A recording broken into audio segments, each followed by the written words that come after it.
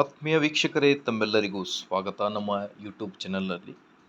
ಇಂದಿನ ಈ ಒಂದು ವಿಡಿಯೋದಲ್ಲಿ ರಾಜ್ಯ ಸರ್ಕಾರಿ ನೌಕರರ ಮತ್ತು ಕೇಂದ್ರ ಸರ್ಕಾರಿ ನೌಕರರ ಕುರಿತು ಒಂದು ಲೇಟೆಸ್ಟ್ ಮಾಹಿತಿಯನ್ನು ತಮ್ಮೊಂದಿಗೆ ಶೇರ್ ಮಾಡ್ತಾ ಇದ್ದೀನಿ. ವಿಡಿಯೋನ ಸ್ಟಾರ್ಟ್ ಮಾಡೋಣ ವೀಕ್ಷಕರೇ. ಅದಕ್ಕಿಂತ ಮುಂಚೆ ನೀವೇನಾದರೂ ನಮ್ಮ ಯೂಟ್ಯೂಬ್ ಚಾನಲನ್ನು ಫಸ್ಟ್ ಟೈಮ್ ವಾಚ್ ಮಾಡ್ತಾ ಇದ್ದರೆ ಪ್ಲೀಸ್ ವಿಡಿಯೋನ ಲೈಕ್ ಮಾಡಿ, ಅದರ ಜೊತೆಗೆ ನಮ್ಮ ಯೂಟ್ಯೂಬ್ ಚಾನಲನ್ನು ಕೂಡ ಸಬ್ಸ್ಕ್ರೈಬ್ ಮಾಡಿಕೊಳ್ಳಿ ವೀಕ್ಷಕರೇ.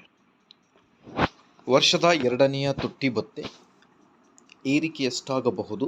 ರಾಜ್ಯ ಸರ್ಕಾರಿ ನೌಕರರ ಹಳೆ ಪಿಂಚಣಿ ಯೋಜನೆ ಯಾವಾಗ ಜಾರಿಯಾಗಬಹುದು ಅನ್ನೋದರ ಬಗ್ಗೆಯೂ ಕೂಡ ಚರ್ಚೆ ಮಾಡೋಣ.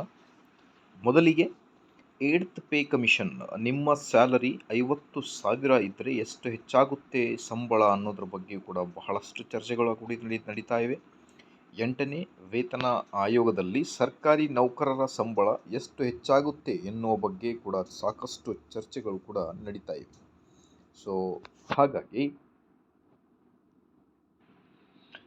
ಈಗ ನಮ್ಮ ರಾಜ್ಯ ಸರ್ಕಾರಿ ನೌಕರರಿಗೆ ಹಳೆ ಪಿಂಚಣಿ ಯೋಜನೆ ಜಾರಿ ಕ್ಷಣಗಣನೆ ಅನ್ನೋದ್ರ ಬಗ್ಗೆ ಒಂದು ಲೇಟೆಸ್ಟ್ ಮಾಹಿತಿ 12 ಆಗಸ್ಟ್ ನಂದು ಬಂದಿರುತ್ತೆ. ರಾಜ್ಯ ಸರ್ಕಾರಿ ನೌಕರರ ಬಹುದಿನದ ಬೇಡಿಕೆಯಾದ ಹಳೆ ಪಿಂಚಣಿ ಯೋಜನೆ ಜಾರಿಗೆ ಕ್ಷಣಗಣನೆ ಶುರುವಾಗಿದೆ. ರಾಜ್ಯದಲ್ಲಿ ಕಾಂಗ್ರೆಸ್ ಅಧಿಕಾರಕ್ಕೆ ಬಂದ ದಿನದಿಂದಲೂ ಸರ್ಕಾರಿ ನೌಕರರ ಹಲವು ಸಭೆ ಪ್ರತಿಭಟನೆ ನಡೆಸುವ ಮೂಲಕ ರಾಜ್ಯ ಸರ್ಕಾರಕ್ಕೆ ಹಳೆ ಪಿಂಚಣಿ ಯೋಜನೆ ಜಾರಿ ಮಾಡಬೇಕು ಅನ್ನೋದ್ರ ಬಗ್ಗೆಯೂ ಕೂಡ ಒತ್ತಾಯವನ್ನು ಮಾಡ್ತಾ ಇದ್ದಾರೆ.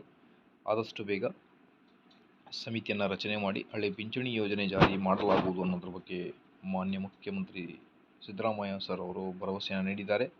ಇದೇ ಥರ ಮಾಹಿತಿಗೋಸ್ಕರ ಲೈಕ್, ಶೇರ್ ಆ್ಯಂಡ್ ಸಬ್ಸ್ಕ್ರೈಬ್.